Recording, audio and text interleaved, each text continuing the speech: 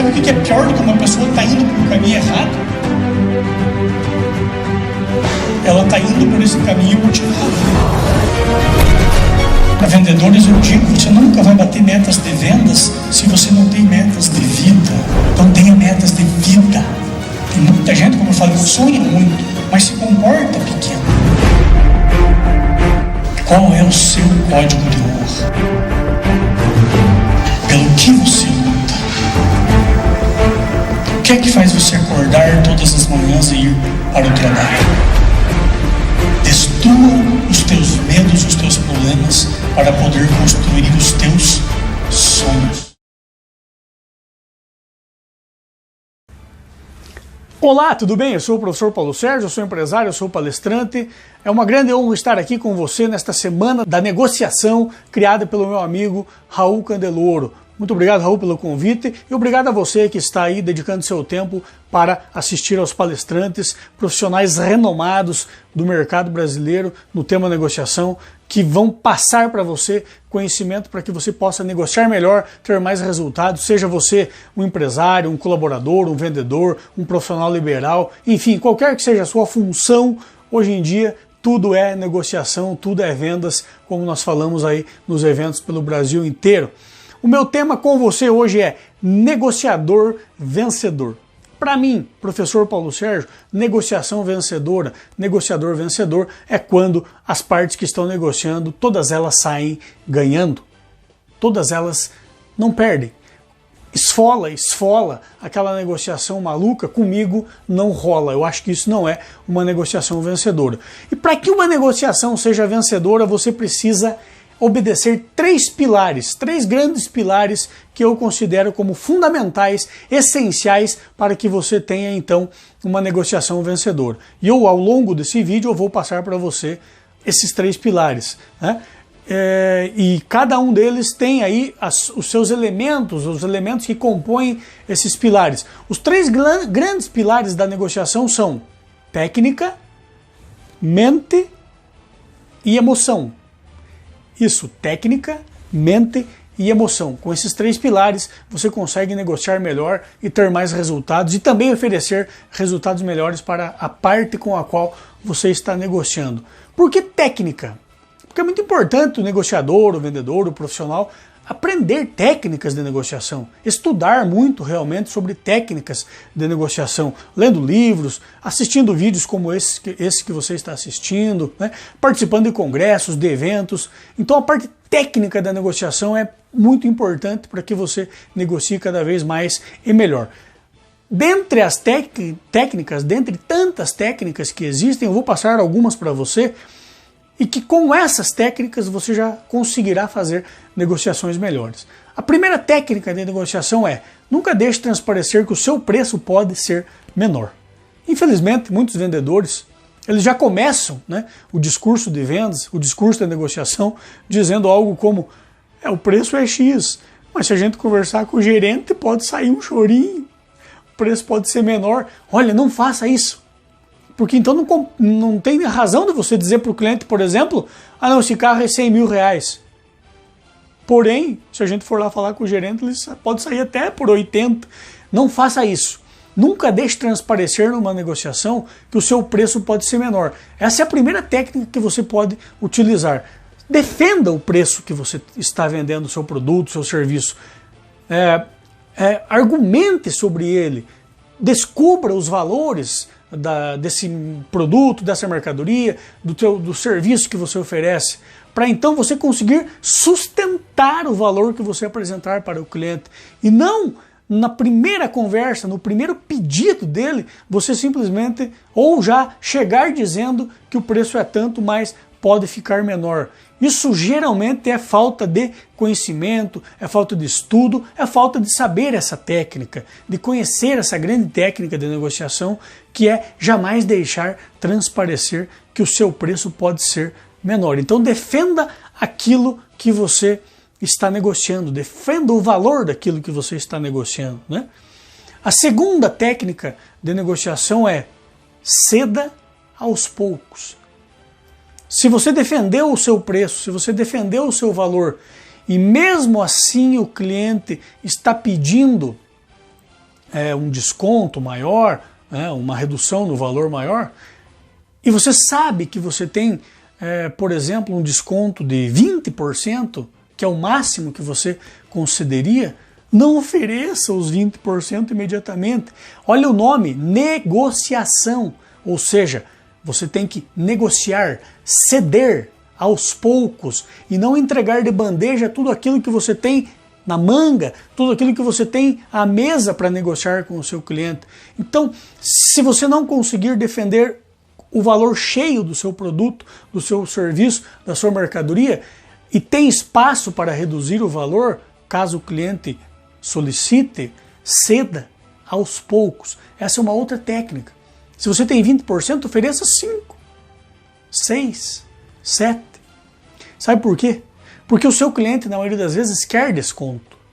É normal as pessoas hoje quererem comprar por menos aquilo que elas gostariam. Eu, comprando, sou assim. Você, na posição de comprador, provavelmente é assim. Mas na posição de vendedor, nós temos que ter essas técnicas. Então ofereça 5%, 6%, 7%, porque a pessoa quer um desconto, mas nem ela sabe quanto. Então se você oferece 20%, é claro que ela vai aceitar 20%, talvez peça 30%. Agora se você oferece 5%, ela faz um chorinho e talvez peça 10%. Veja, você ia dar 20%. Com essa técnica você ofereceu 10%. Olha só, isso repercute completamente na tua comissão, no resultado da tua empresa. Muitas empresas quebram. Quanto mais vendem, mais negociam, mais elas quebram. Por quê? Porque elas vendem com um desconto altíssimo. Isso, 20% de desconto no preço de venda, muitas vezes significa 50%, 60%, 100% do lucro, de redução no lucro. Pasme, muitas empresas vendem e não tem lucro nenhum. Pode ser uma estratégia para atrair clientes, isso geralmente não funciona, mas o impacto do desconto na venda é muito maior no seu lucro e na sua comissão, é claro, como negociador, como vendedor. Então, ceda aos poucos, ofereça 6, 7, 8, se você sabe que tem um limite de 20. Né? Isso é muito importante. Outra coisa, não negocie apenas preço. Os negociadores andam muito engessados, porque eles acreditam que negociar é negociar o preço da mercadoria. Se a mercadoria é 50, a negociação boa é aquela que sai por 40, 30. Eles não oferecem mais nada de redução para o cliente, além do preço. Então não negocie apenas preço. Você pode negociar uma infinidade de coisas. Você pode negociar brindes, você pode negociar presentes. Aquela venda adicional, aquela venda complementar que você faria, você pode oferecer como parte da negociação, ao invés de oferecer tanto desconto. Estava fazendo treinamento para corretores de imóveis e um deles estava numa negociação de um imóvel de alto valor. O imóvel era de alto valor, mas eles não estavam conseguindo negociar com o cliente pelo preço que gostariam. Nessas conversas, nas visitas que o corretor fez com o potencial comprador, o cliente, a esposa desse cliente deixou transparecer numa frase que ela adorou um lustre que existia na sala desse imóvel, um lustre argentino, ela não sabia ainda, mas era um lustre argentino de alto valor, aproximadamente 30 mil reais o lustre, realmente um lustre impecável, né? O preço de um carro. Mas a esposa do cliente deixou transparecer e o corretor me trouxe essa informação. Mas naquele momento ele disse, olha, esse ilustre o proprietário do imóvel, ele disse que não deixa porque ele trouxe da Argentina, né? É um lustre de alto valor, então ele não deixa. Né? Então nós temos que negociar o imóvel sem esse lustre. De posse dessa informação, o que nós fizemos?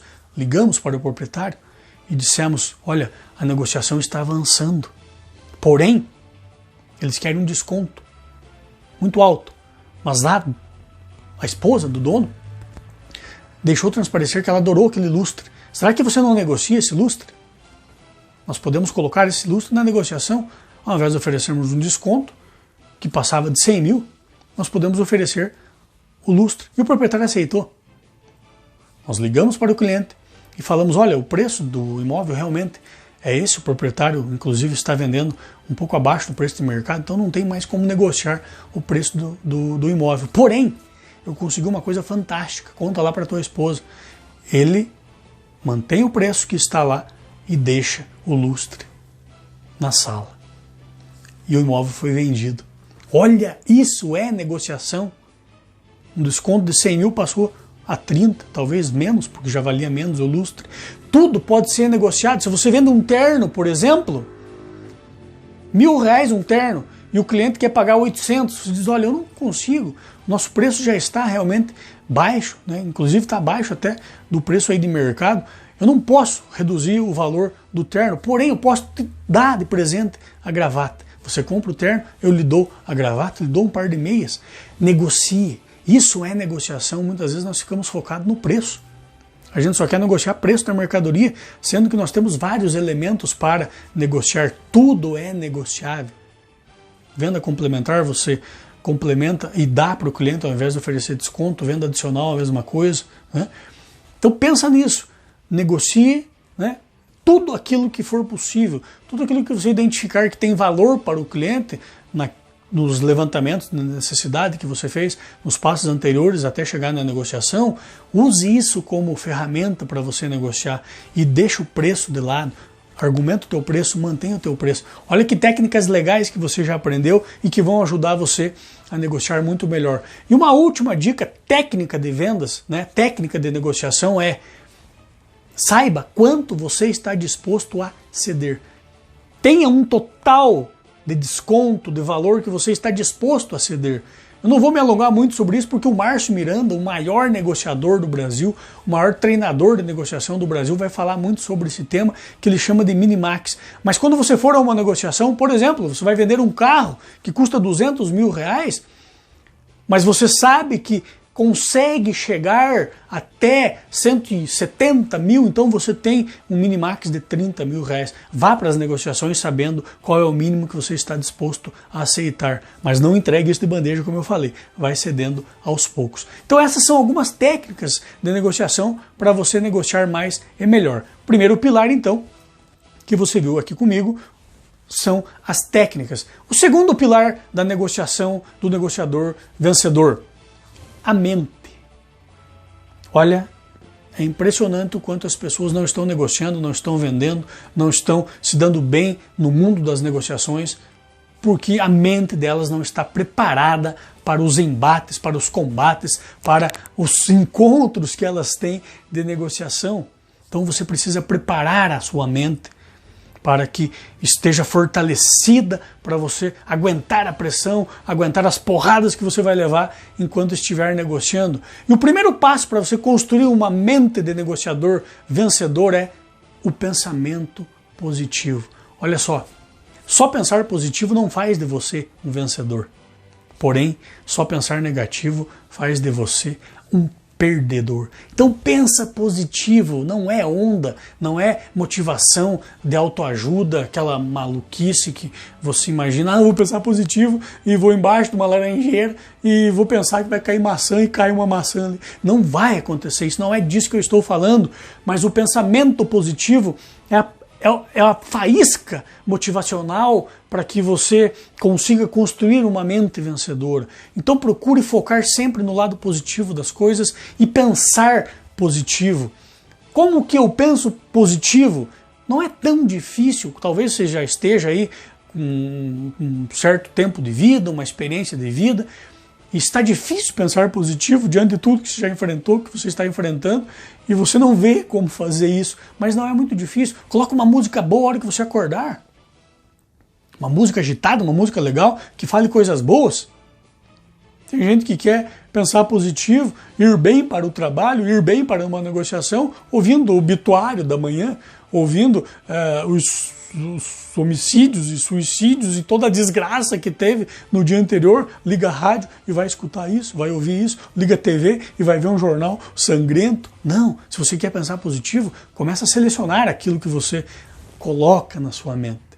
Então pensa positivo, né? Então essa questão da música boa, eu uso uma técnica que eu vou passar para você e acho que você deve fazer, principalmente se você for homem, porque mulher normalmente acorda bem, já tem pensamento mais positivo. Então essa dica é basicamente para os homens. Homem, você acorda pela manhã, suba numa cadeira em frente ao espelho aí no seu quarto, suba nessa cadeira, pelado, sem roupa, olhe para o espelho e diga: você é lindo, você é maravilhoso, Você é um tesão de homem. Nem que tua esposa esteja na cama do lado, ouvindo isso, e diga, mas é um mentiroso mesmo. Não importa isso. Pensa positivo, coloca coisas boas na tua cabeça, coloca coisas boas na tua mente, porque o pensamento positivo, como eu disse, é o primeiro passo para você construir uma mente de negociador vencedor. Você não pode ir para uma negociação com pensamentos negativos, de que não vai dar certo, de que o mercado está em crise, de que a vida está ruim, que no mês passado você não vendeu nada, não negociou nada. Não vai assim. Foca no positivo. Primeiro passo da mente do negociador vencedor é o pensamento positivo. O segundo passo, crenças estimulantes. Muitos negociadores, muitos vendedores, profissionais vão para a mesa de negociação, mas antes eles já programaram que não vão vender nada, que não vão negociar nada. Meu Deus, mas eu, mês passado visitei um cliente muito parecido com esse e não vendi. Ele me esfolou, gastou meu tempo e não comprou nada. Não saia para negociações novas trazendo os problemas das antigas. Lembre de coisas boas. Programe sua mente com momentos em que você saiu vitorioso nas negociações. Lembra daquele cliente que você atendeu e que você vendeu muito, que você negociou bem, negociou melhor?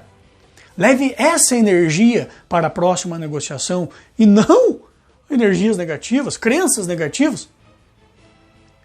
O vendedor, o negociador, ele sai para a negociação dizendo, eu tenho certeza que eu não vou vender, mas eu vou lá. Não vai então. Nem saia de casa. Você vai estragar o seu dia. Vai estragar o dia muitas vezes dos seus colegas de trabalho, porque você vai chegar lá desanimado. Com uma cara de quem comeu e não gostou para ir para a negociação. Em vez de você contagiar as pessoas, você contamina. E estraga a vida do cliente, porque você não vai conseguir negociar com ele. Daqui a pouco você está tão negativo que você, diante de uma crítica dele, você perde a sua razão, você perde o seu controle emocional e pode agredir verbalmente o seu cliente, falar coisas que não deveria. Eu já vi isso acontecer, já presenciei situações assim, de pessoas negociando comigo ou com outros empresários que eu estava junto, perderem o controle. Por quê? Porque saem de casa, saem da empresa com crenças paralisantes, com crenças negativas, que não vão vender, de que o cliente é chato, de que o mundo está perdido, de que ninguém está comprando, de que ninguém está negociando. Não faz isso com a sua mente. Você não vai conseguir construir uma mente de negociador vencedor se você tiver pensamentos negativos e crenças negativas. Então tenha pensamentos positivos e o segundo passo, crenças estimulantes. Terceiro passo da construção da mente de um negociador vencedor, blindagem mental. O que é a blindagem mental? Então, se você pensou positivo, se você tem crenças estimulantes, você aos poucos vai blindando a sua mente dos eventos externos negativos. Então você filtra aquilo que vem do mundo externo para que isso não abale o seu poder mental interior. Eu plantei há alguns anos um pé de jasmim na entrada da porta da minha casa. Então aquele jasmim, ele perfuma todo o ambiente. Ele perfuma a vida de quem entra e de quem sai da casa. Então a pessoa pode vir com mau cheiro lá de fora. Ao ela passar pelo jasmim, ela vai sentir um perfume. Quando ela sair de dentro da minha casa, ela vai sentir um perfume. O que isso tem a ver com negociação? Se você quer blindar a sua mente, se você quer ter uma mente de negociador vencedor, você precisa exalar esse perfume, transmitir esse perfume da energia positiva, do bem-estar, da autoestima elevada, da motivação, do entusiasmo pela vida, apesar das desgraças que você pode estar vivendo, apesar das desgraças que estão trazendo para você, ou estão tentando trazer para você. Quando você blinda a sua mente, você é mais ou menos como esse jasmim, que não importa o odor que esteja ao lado dele, ele estará sempre perfumado. Então, blinda a sua mente contra eventos negativos. Assim, você terá uma mente de negociador vencedor. Você estará construindo a sua mente de negociador vencedor. Quarto passo para você construir uma mente de negociador vencedor: sonhe grande. É isso mesmo. Eu uso uma frase que é uma das maiores e mais lindas frases que eu criei na minha vida, que ninguém bate metas de vendas se não tem metas de vida. Então você precisa sonhar grande, você precisa ter metas de vida para ser um bom negociador, para ser um bom vendedor, para ser um grande empresário, um profissional liberal, para ser qualquer coisa na sua vida. Você precisa ter metas, mas metas de vida. São elas que levam você a bater suas metas de vendas e não ao contrário. Talvez você não esteja batendo metas de vendas, não esteja negociando mais e melhor, porque você não tem um projeto de vida. Você não quer melhorar a sua vida, você não quer melhorar a vida dos seus filhos, das pessoas especiais, da sua esposa, do seu esposo, do seu pai, da sua mãe. Talvez você não bata metas de vendas, não negocie mais e melhor, porque você está satisfeito com a fila do SUS, indo às 4 da manhã, pegar uma ficha, como eu fazia antigamente, quando eu era muito pobre, para os meus filhos, no posto de saúde, chuva, granizo, geada, frio desgramado, e você naquela fila.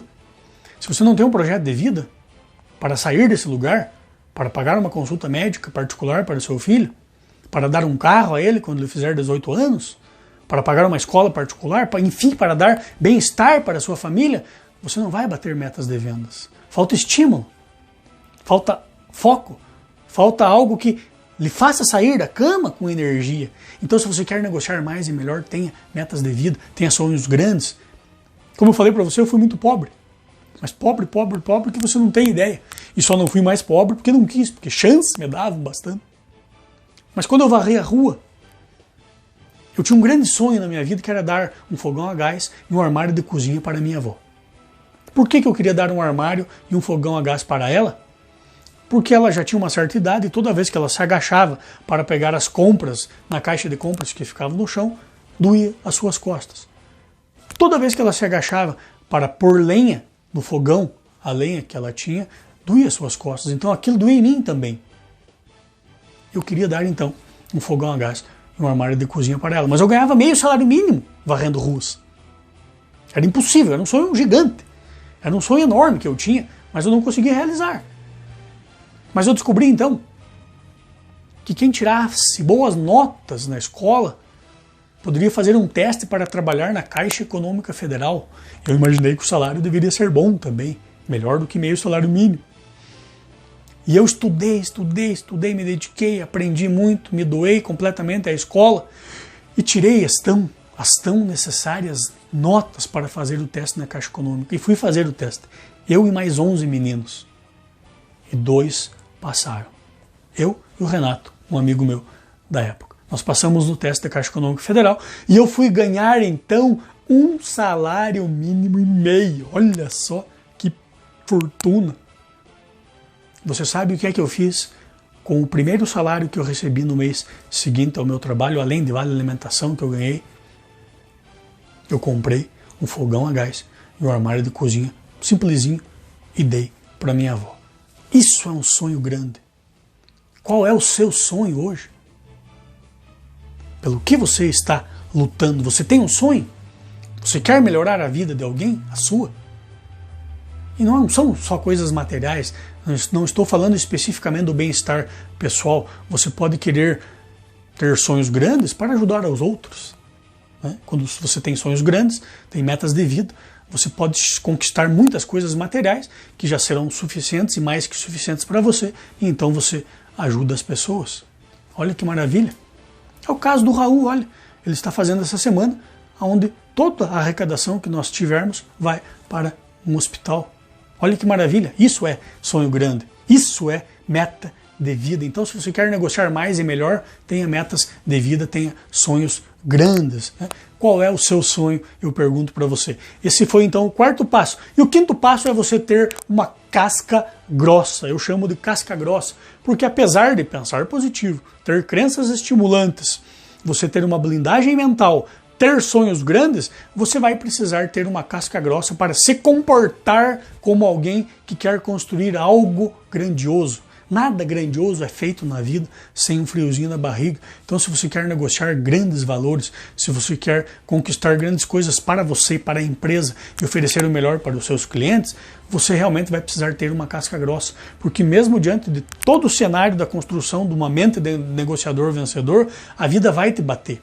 Os clientes vão te dar porrada, eles vão exigir coisas absurdas muitas vezes e você precisa ter uma casca grossa para mesmo assim manter a sua rota, manter o seu caminho, manter a sua postura e continuar negociando cada vez mais e melhor. Então tenha pensamentos positivos, crenças estimulantes, blinde-se mentalmente, sonhe grande e se comporte como alguém que tem casca grossa, que apesar das porradas que a vida vai te dar, segue em frente e nunca desista. Então o segundo pilar da negociação da mente do negociador vencedor é justamente a construção da mente de vencedor, que inclusive é título do meu livro, da minha mais requisitada palestra pelo Brasil inteiro. E qual é o terceiro pilar das negociações vencedoras?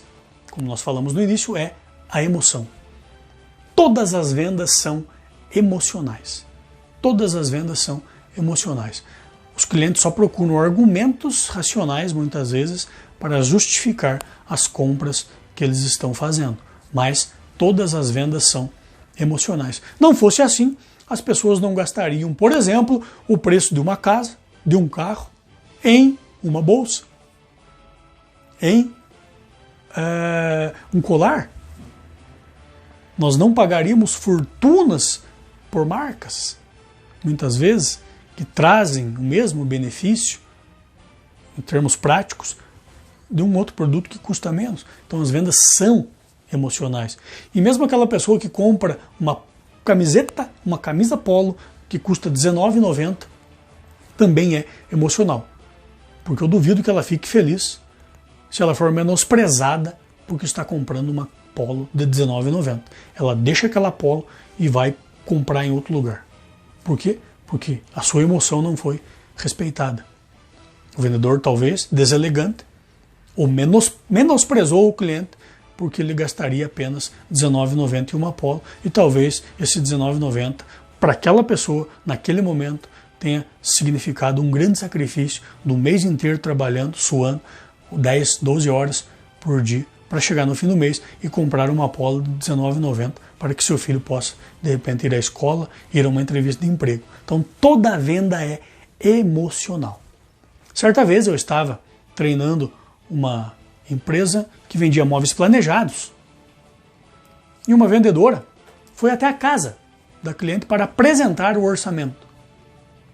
Tocando o interfone, a cliente a recebeu pelo interfone. Ela disse então que estava ali para apresentar o orçamento e a cliente disse: olha, eu não posso atender você agora, você consegue voltar depois? E a vendedora respeitosa disse: sim, claro que eu posso, mas tem alguma coisa que está impedindo a gente de conversar? Ela: sim, eu estou arrumando aqui a minha casa, eu estou arrumando todos os cômodos, estou limpando inclusive, então por isso que eu não posso te atender. Sabe o que a vendedora fez? Treinada, é claro. Ela disse: abre o portão, eu vou ajudar você a arrumar a sua casa, eu vou ajudar você a limpar, eu vou ajudar você a arrumar o seu guarda-roupa, tudo aquilo que tiver para fazer. A cliente abriu a porta e a vendedora entrou. Ajudou quase que toda a tarde, até a dona da empresa ligou para ver onde que ela estava e ela disse que estava lá então ajudando essa cliente a arrumar a sua casa. Você acha que no final a cliente comprou com ela os móveis planejados ou não? É claro que comprou. Olha que atitude que ela teve. Isso é negociar de uma maneira vencedora. A nossa vendedora esqueceu do preço, a cliente também. Não era mais o valor da mercadoria que estava em jogo, e sim o aspecto emocional, a capacidade daquela vendedora de se colocar à disposição. Como é que alguém não vai comprar de uma vendedora assim? Então todas as vendas são emocionais. E eu vejo os vendedores, os negociadores, treinando toda a parte racional, toda a parte técnica, que é importante. Óbvio que é importante, mas não é isso que faz a venda acontecer, porque no fim das contas as pessoas pagam por aquilo que nós somos capazes de fazê-las sentir. Se você quer negociar mais e melhor, se você quer aumentar as suas metas, quer bater as suas metas, toque a emoção do cliente, toque o coração dele. Trabalhe a sua mente, trabalhe o seu coração, porque aí o bolso do cliente se abre, a carteira dele se abre. Isso não é estratégia desonesta, não. É você tratar bem a pessoa, é você respeitar as emoções dela, saber que o que vende realmente são as emoções, porque ela vai comprar de alguém, ela vai gastar o dinheiro dela em algum lugar, então que seja com você, que sabe respeitar, que sabe atender, encantar essa pessoa por saber negociar não só técnicas, mas sim também a mente, a sua mente, preparando a sua mente e também respeitando e atendendo às emoções que o cliente tem para negociar. Sou sócio de algumas empresas, mas uma delas, um escritório de contabilidade, e nós estávamos com um cliente que reclamava muito do preço que nós estávamos cobrando. Então eu fui até a empresa desse cliente e ele realmente estava bastante agressivo, era uma senhora, ela já estava com a voz mais alta, com o tom de voz alto, com uma postura mais rígida e provavelmente estaria pensando em cancelar o nosso contrato. Foi então que, dentre a conversa, eu observo que a mesa dela está um porta-retrato com um menino, uma criança, e perguntei, desviando completamente o clima pesado daquela nossa conversa, quem era aquela criança, e ela, um pouco surpresa, me disse, meio ranzinza ainda, é meu neto. Eu disse, olha que criança linda, parabéns, meu sonho é ser avô.